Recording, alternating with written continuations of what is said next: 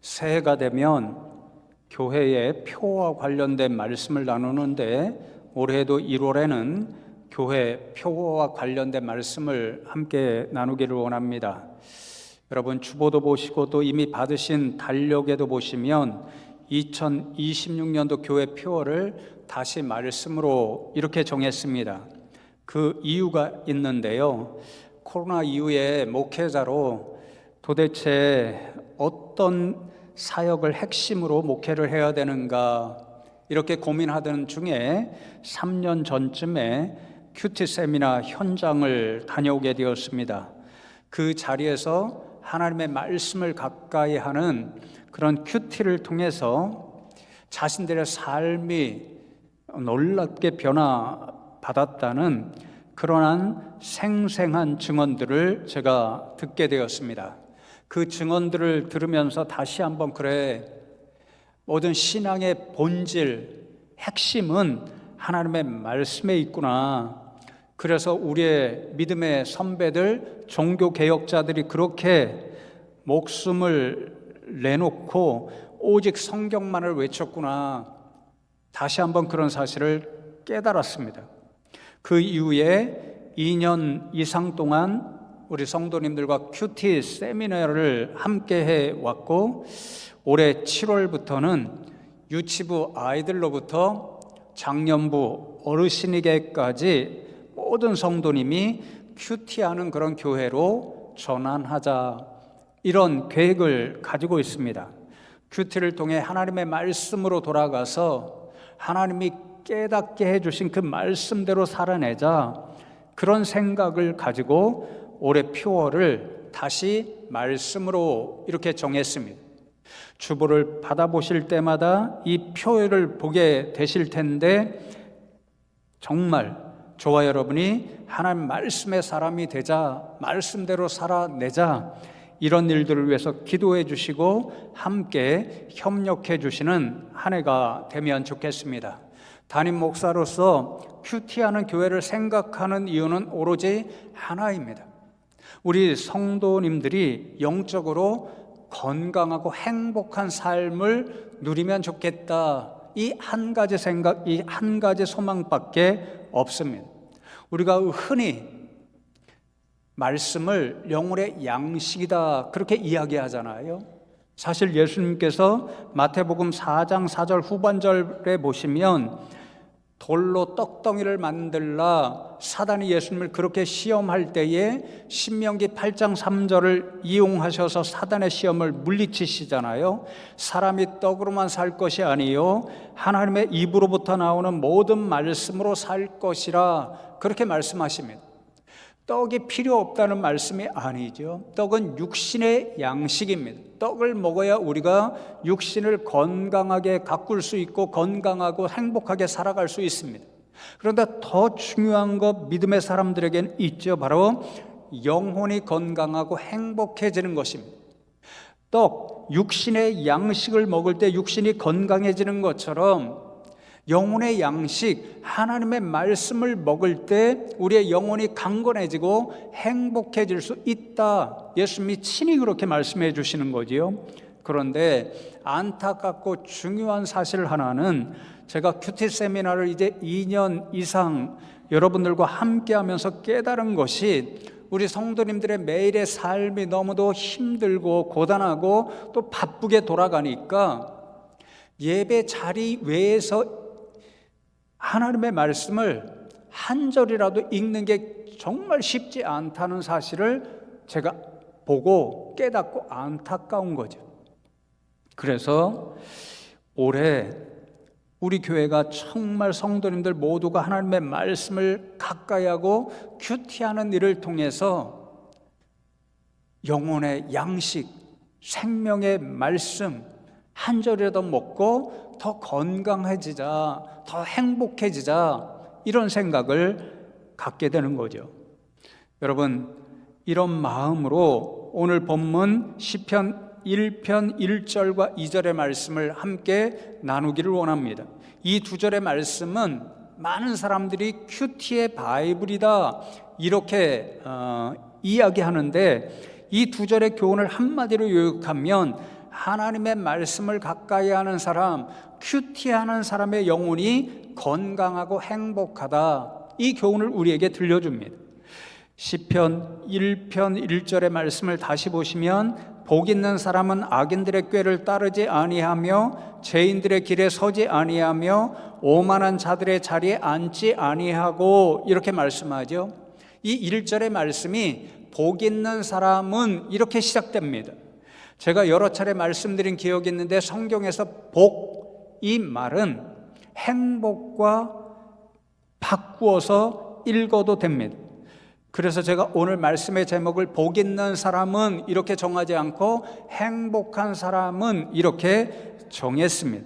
여러분, 그러면 시편 1편의 기자가 우리에게 말하는 행복, 누가 그런 행복을 맛볼 수 있을까요? 학자들이 시편 1편과 2편 말씀을 본래 한 시편이었는데 이 성경을 편집하면서 두 편의 시편으로 편집되었을 거다, 이렇게 생각하는 분들이 있습니다.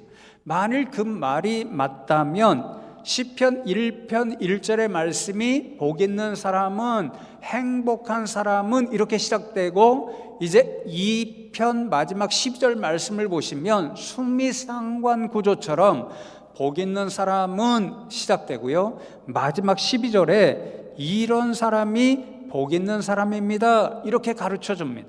2편 12절 말씀을 보시면 그의 아들에게 입맞추라. 그렇지 아니하면 진노하심으로 너희가 길에서 망하리니 그의 진노가 급하심이라. 여호와께 피하는 모든 사람은 다 복이 있도다. 그렇게 말씀하죠. 어떤 사람이 행복한 사람이라고 말씀하나요? 하나님께 피하는 사람이 행복한 사람이다, 그렇게 말씀합니다. 피한다는 말씀을 찾아보니까 1차적으로는 도피처 대신 하나님께 피하는 인생, 그것을 뜻합니다. 그런데 2차적으로는 우리가 어떤 도움의 일이 필요합니다. 인생의 위기에 직면합니다. 그러면 머릿속에 누가 떠오르지요? 그 사람에게 가서 도움을 청합니다. 그 사람을 의지하는 거죠. 마찬가지로 우리 믿음의 사람들은 가장 도움이 필요할 때, 인생을 살아가다가 위기에 직면할 때, 그래 나를 도와주실 분은 하나님밖에 없어, 그 사실을 떠올리면서 하나님을 의지한다. 그래서 하나님과 항상 친밀한 관계를 유지한다, 이런 뜻을 가지고 있습니다. 그러니까 여러분, 어떤 사람이 행복한 사람인가요?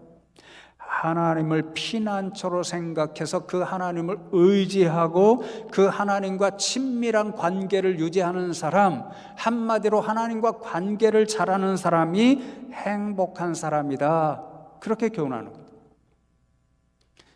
여러분, 다 행복하기를 원하시죠? 어떤 조건을 가질 때 행복하다라고 생각하십니까? 오늘날 세상에 많은 사람들이 물질적인 조건을 많이 가질 때 행복하다라고 생각하며 살아가고 있는 것 같습니다. 또 어떤 분들은 자신이 좋아하는 일, 즐거워하는 일을 마음껏 하고 살면 행복하다, 그렇게 생각하는 분들이 있습니다. 어떤 분들은 사람들에게 인기를 많이 얻으면, 스타가 되면 행복하다, 그게 행복의 조건이다, 이렇게 생각하는 분들이 있습니다. 저도 요즘 건강에 조금 이상이 생긴 것을 이게 돌아보니까요, 많은 분들이 돈 많아도 소용없어, 건강 잃으면 다 헛수고야, 그렇게 말씀하시잖아요. 건강이 참 행복의 중요한 조건이다, 이렇게 생각을 합니다.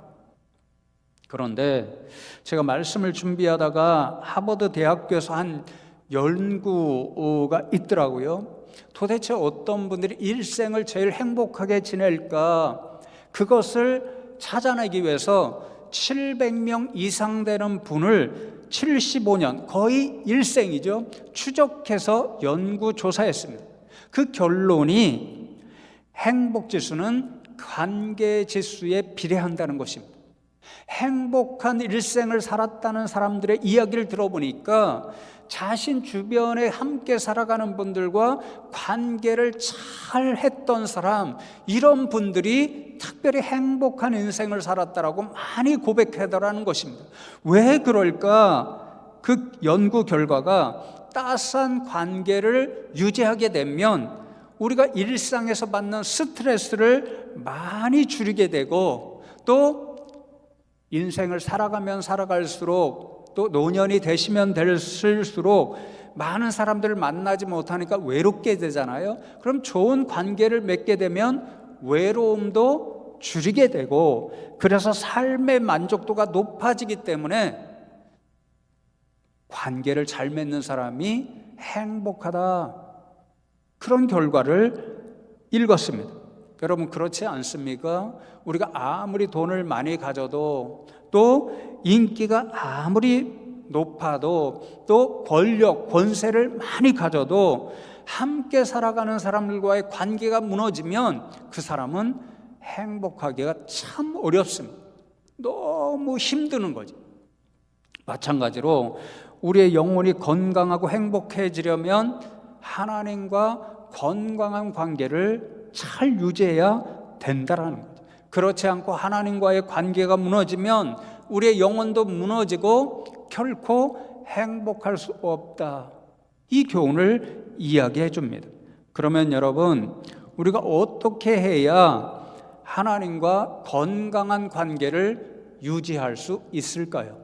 오늘 시편 1편의 기자는 1절과 2절의 두 절의 말씀에서 우리가 하나님과 건강한 관계를 유지해서 영혼이 잘 되고 건강하고 행복한 두 방법을 알려줍니다.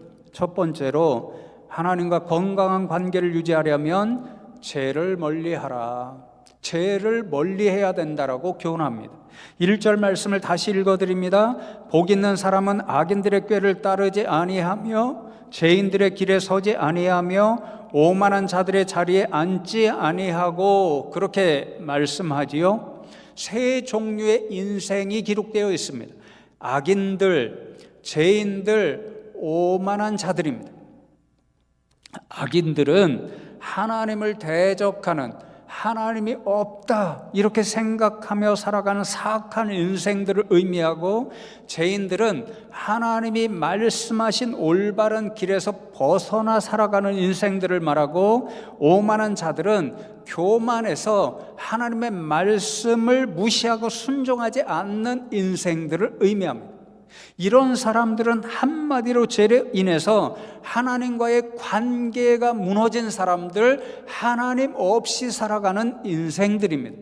여러분, 그러면 이런 사람들이 행복한 삶을 살아갈 수 있을까요? 그 영혼이 정말 건강한 인생들이 될 수 있을까요?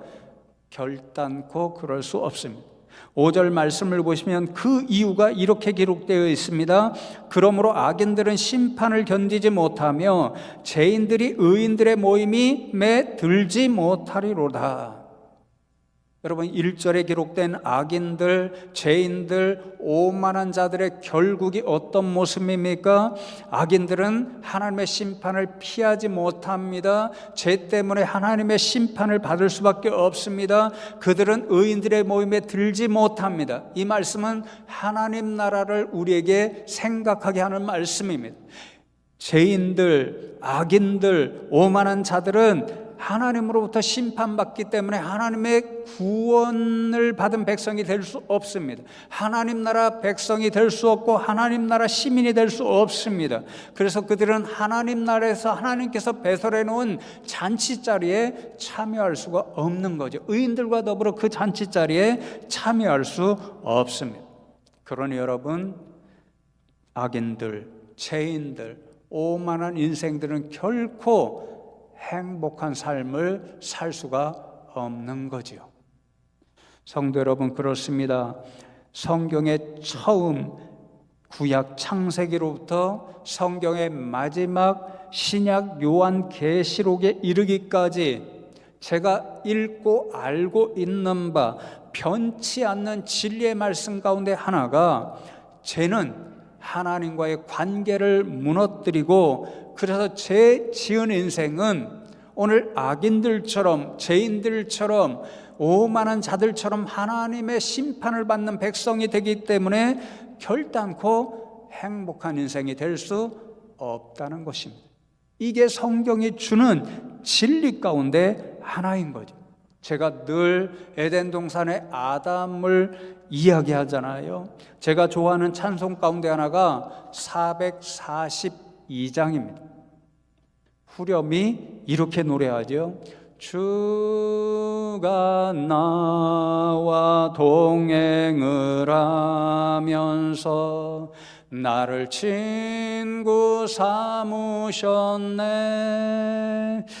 우리 서로 받은 그 기쁨은 알 사람이 없도다. 주님과 동행하는 기쁨과 행복, 제가 날마다 꿈꾸는 천국의 모습입니다. 에덴 동산에서 아담은 이 천국에서 맛볼 수 있는 행복을 매일 경험했습니다. 매일 하나님과 친구처럼 동행하고 대화하면서 하나님과 정말 가까운 관계를 유지했고, 천국에서 맛보는 행복을 날마다 그는 맛보며 살아갈 수 있었습니다. 그러나 아담은 선악과를 따먹어 하나님이 죽는다고 말씀하셨지만 그거 거짓말이야. 내가 선악과 먹어도 죽지 않아. 오히려 너는 하나님처럼 될 수 있어. 그 유혹에 넘어가서 하나님께서 금하신 선악과를 따먹는 불순종의 죄를 범하고 말았습니다. 여러분, 진짜 그가 행복한 인생이 되었나요? 그가 진짜 하나님처럼 똑같이 되었나요? 물론 선악과를 따먹고 선악을 아는 일에는 하나님처럼 되었지만 아담은 하나님처럼 영생하는 그런 존재가 되지 못했습니다. 어떻게 되었나요? 친구와 같이 동행하던 하나님과의 관계가 완전히 깨어지고 말았습니다. 하나님과 날마다 동행하며 행복한 삶을 살던 에덴 동산에서 쫓겨나고 말았습니다. 에덴 동산에서 하나님께서 배설해 놓으신 모든 것을 부족함 없이 먹고 살았지만, 이제 에덴 동산에서 쫓겨난 이후로는 흙을 갈면서 날마다 노동하면서 살아야 했습니다. 그리고 마지막 순간에는 너는 흙이니 흙으로 돌아갈 것이니라 하나님의 말씀대로 죽고 말았습니다. 이것이 죄 지은 아담의 최후였습니다. 죄로 인해 하나님의 관계가 완전히 무너졌고, 결국에는 자신이 누리던 모든 행복이 사라지고 말았습니다. 사랑하는 성도 여러분, 그렇습니다. 하나님과 우리 사이에 죄가 들어오게 되면 그 죄로 인해서 우리와 하나님 사이의 건강한 관계는 무너지고, 그 죄로 인해서 우리 인생은 결코 행복할 수 없습니다. 행복 대신에 하나님 앞에서 심판받고 죄인이 의인과 더불어 하나님 나라에 들어가지 못하는 것처럼 우리의 죄가 해결되지 않으면 우리 역시 하나님 나라에 결탄코 들어갈 수 없습니다. 행복한 인생이 아니라 불행한 인생으로 끝이 나게 되어 있습니다. 그러니 사랑하는 성도 여러분, 여러분 다 행복하기를 원하시죠? 그러면 오늘 말씀처럼 결단코 이 한 해 우리의 영혼을 지켜서 세상에서 아무리 죄의 유혹이 시험이 다가올지라도 그 죄 가운데 결단코 가까이 하지 않는 저와 여러분 되면 좋겠습니다. 두 번째로, 하나님과 건강한 관계를 유지하려면 하나님의 말씀을 가까이 하라, 말씀을 가까이 해야 한다라고 교훈합니다. 오늘 2절 말씀을 보시면 오직 여호와의 율법을 줄고하여 그의 율법을 주야로 묵상하는도다, 그렇게 말씀하죠. 제가 오직이라는 말씀을 강조해 두었습니다. 히브리어 원어를 보니까 키라는 말과 임이라는 두 단어인데 강조할 때 사용되는 어구라고 이야기합니다. 영어로 옮기면 but rather, 그러나 오히려, 이런 뜻이 됩니다. 그러나는 일전과 관련되겠죠. 행복한 사람이 되기 위해서는, 하나님과 건강한 관계를 유지하기 위해서는 악인들의 꾀를 따르지 아니하며 죄인들의 길에 서지 아니하며 오만한 자들의 자리에 앉지 아니하고, 한마디로 죄에 가까이 하지 않아야 되는데, 그러나 오히려 1절보다 더 중요한 일이 있다는 것입니다. 하나님과 건강한 관계를 유지하고 그래서 영혼이 잘 되고 행복하려면 이렇게 부정적인 일, 죄에 가까이 하지 않는 일보다 더 중요한 일이 있는데, 그 중요한 일이 하나님의 말씀을 즐거워해서 날마다 묵상하는 것이로다, 그렇게 말씀하는 거예요. 여러분, 이제 어느 땐가는 이 즐거워한다, 이 말씀을 제가 한번 설교 시간에 말씀드리려고 하고, 오늘은 묵상한다 이 한마디를 좀 더 나누려고 합니다. 묵상한다 이 말씀이 서두에 말씀드렸던 것처럼 큐티한다 이렇게 옮길 수 있습니다. 이 말은 본래 되새김질한다 이런 뜻을 가지고 있습니다. 여러분, 소나 또는 양이나 이런 것들이 풀을 먹게 되면 어떻게 하죠? 가만히 앉아서 계속 입을 뭐라죠? 씹죠. 계속해서 되새김질하죠. 왜 그렇게 합니까? 그 위에 독특한 구조 때문에 자신이 먹은 풀을 완전히 소화시키기 위해서 그렇게 끊임없이 되새김질합니다. 마찬가지로 하나님의 말씀, 하나님의 율법을 묵상한다는 것은 그 말씀이 우리 영혼의 양식으로 완전히 소화될 때까지 계속해서 말씀의 의미를 되새기고 또 되새긴다, 이런 뜻입니다. 그래서 때때로 우리가 읽는 말씀 가운데 어떤 한 절의 말씀이 잘 이해되지를 않습니다. 혹은 한 단어의 말씀이 잘 이해되지 않습니다. 그러면 그 말씀이 온전히 이해되어 우리의 영혼을 살리는 생명의 양식이 될 때까지, 소화될 때까지 끊임없이 반복해서 묵상하고 또 묵상한다, 이런 뜻입니다. 여러분, 이렇게 말씀 한마디 혹은 말씀 한 구절을 가지고 묵상하고 또 묵상하면, 큐티하고 또 큐티하면 우리 가운데 어떤 일들이 나타나게 될까요? 제가 이번에 말씀을 준비하면서 제가 사용하는 주석을 보니까요, 율법 그 한마디를 아주 자세하게 해설해 놓았더라고요. 여러분에게 도움이 될 것 같아서 제가 읽어드립니다. 히브리 원어 토라, 율법이죠. 하나님의 말씀. 이 토라는 본래 화살을 쏘거나 어떤 물건 따위를 던져 특정한 지시물을 가리키는 것을 의미하는 야라라는 단어에서 유래한 말로, 방향을 모르는 자들에게 바른 방향을 지시해 주거나 그릇 행하는 자들에게 올바른 규범을 주는 것을 의미합니다. 여호와의 율법은 그래서 참과 거짓을 항상 분명하게 가름해 주는 척도이며 기준이 됩니다. 이렇게 해설해 놓았습니다. 한마디로 하나님의 말씀, 율법은 우리에게 무엇이 참된 것인가, 그리고 무엇이 잘못된 것인가를 알려주는 그런 척도, 기준이 된다라는 거죠.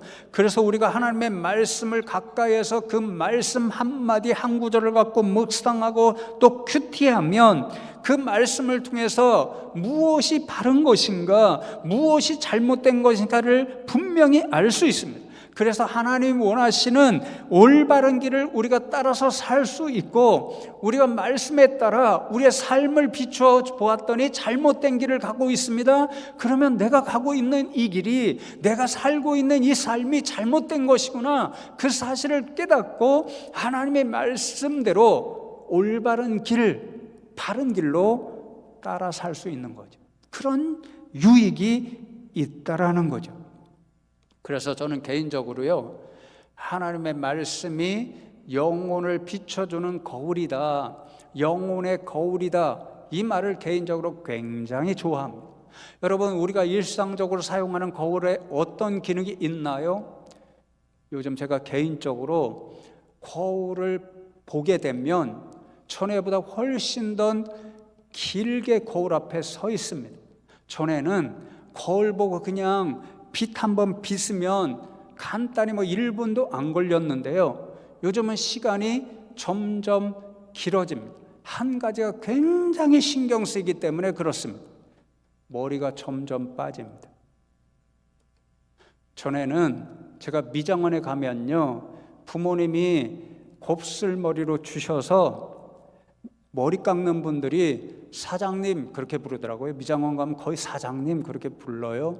사장님 머리 참 좋으네요. 머릿결도 부드럽고 남들은 이 머리 부러워해서 파마를 하시는데 자연 파마니 얼마나 좋습니까? 그랬거든요.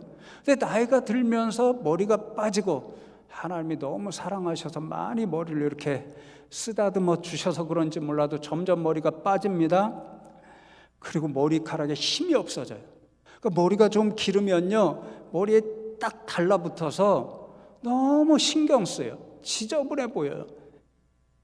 그래서 어제도 결혼식장 다녀왔다가 오늘 첫 주일인데 좀 상큼한 기분으로 여러분 앞에 쓰기 위해서 머리를 깎았습니다. 파마도 하고 싶었는데 파마하면 더 지저분해지는 머리라고 자주 깎으라고 이야기하더라고요. 더욱이 송구영신 예배 끝나고 집에 가는데요, 아들 녀석이 아마 저 화면을 보고 알았는지 아빠 머리가 왜 이렇게 많이 빠졌어? 해결할 방법 없어? 그렇게 이야기하더라고요. 집에 가서 집사람이 아들이 그 이야기를 또 한 번 하니까 뭐라고 이야기하냐면요, 부분 가발 한번 사자고. 그 얘기 듣는데 참 그렇더라고요. 네. 우리 교회도 몇 분 있잖아요. 가발 부대 동참하자고 그러니까 가발 쓰신 분들의 희노애락을 제가 알겠더라고요. 신경이 많이 쓰입니다. 거울을 보면서 늘 머리를 잘 정리하려고 애씁니다. 여러분, 거울의 기능이 이런 거죠.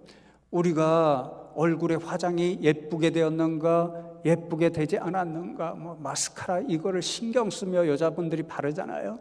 마스카라 그릴 때 정말 이게 잘 그려지는가, 그려지 않는가. 또 남자분들도 나갈 때에 어떤 성도님들 신방에 가보니까요, 출입구 옆에 거울이 달려 있더라고요. 나가실 때 한 번 더 보는 거죠. 머리가 잘 됐나, 잘 되지 않았나, 옷이 어디가 잘 되지 않은 부분이 있는가 다 점검하는 거죠. 거울의 기능이 그렇습니다. 하나님의 말씀이 우리의 영혼의 거울이 된다는 것이 그런 뜻이죠. 우리가 말씀 앞에, 우리의 영혼의 거울된 말씀 앞에 우리 자신을 세우고 정말 우리가 이 말씀대로 살아가고 있는가, 그렇지 않은가, 우리의 영혼이 그래서 건강한가, 그렇지 않은가, 말씀이라는 거울 앞에 우리를 세워두고 그것을 점검하는 거죠.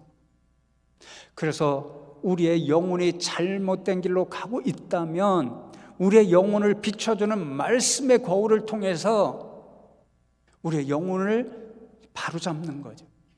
그러면 우리의 영혼이 건강해지고 행복한 그런 인생을 살아갈 수 있습니다. 그렇지 않고 말씀을 가까이 하지 않고 영혼이 잘못되고 있다는 것을 바라보지 못하면 결국 건강을 잃게 되고 행복한 인생이 아니라 불행한 인생으로 살아가게 되는 거죠. 그러니 여러분, 오늘 시편 기자는 우리가 정말 하나님과 건강한 관계를 맺고 우리의 영혼이 잘되고 행복하려면 생명의 양식이요 우리 영혼의 거울되는 하나님의 말씀을 가까이 하라, 그렇게 교훈합니다. 그러니 성도 여러분, 이 한 해 동안 더 하나님의 말씀을 가까이 하고 말씀에 담긴 그런 행복을 맛볼 수 있는 저와 여러분 되면 좋겠습니다. 이제 말씀을 맺습니다.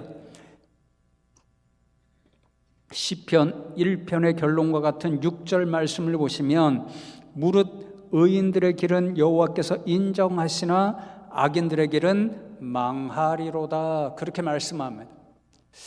하나님께서 인정하신다, 이 말을 제가 사용하는 주석에서 찾아보고 이런 뜻이구나 깨닫게 되었습니다.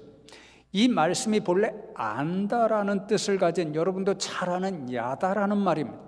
이 말은 그저 피상적으로 안다, 이름을 안다, 얼굴을 안다 이런 뜻이 아니라 깊은 관계를 통해서, 그러니까 관계적인 사이를 통해서 그런 인격적인 알을 갖는다, 깊이 안다, 이런 뜻입니다. 그래서 이 단어를 주석에서 하나님이 의인들의 말씀대로 사는 사람들의 삶의 양식을 세세하게 아시고 이를 옳은 것으로 인정하고 받아들이시고 그들과 친밀한 인격적 관계를 맺고 계신다는 사실을 뜻합니다.